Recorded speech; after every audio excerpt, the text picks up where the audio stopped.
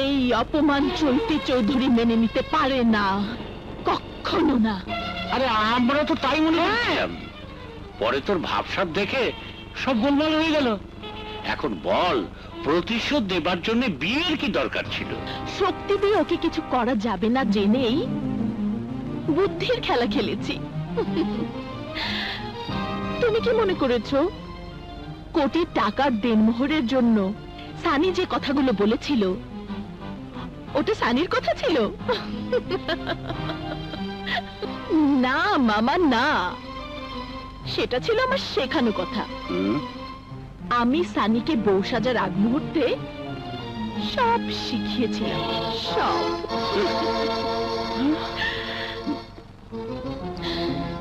এই ছোট লোকের বাচ্চাটা আমাকে দিয়ে ভিক্ষে করিয়েছে, আর আমি ওকে দিয়ে আমার বাড়ির চাকরের কাজ করাতে চাই।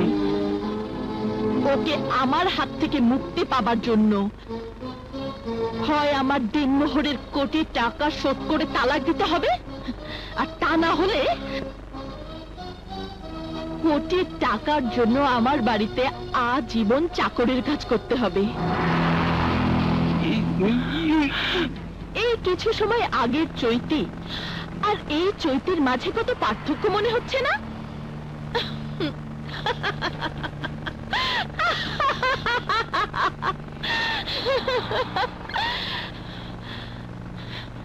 একদম বোকা বনে গেছিস তাই না? গরিবের ছেলে হয়ে ধনীর মেয়েকে নিয়ে যে খেলাটা তুই শুরু করেছিস, ওই খেলাটা শেষ করব আমি।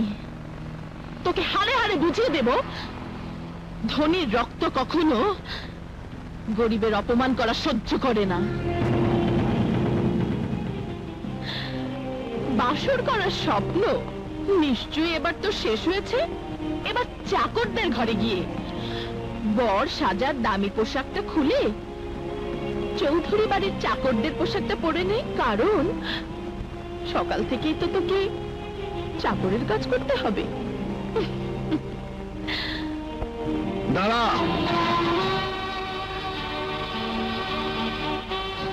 তোর বলা শেষ, এবার আমি বলি তুই শোন। আমার সাথে মিথ্যে অভিনয় করার জন্য আমি তোকে কিচ্ছু বলবো না, কিন্তু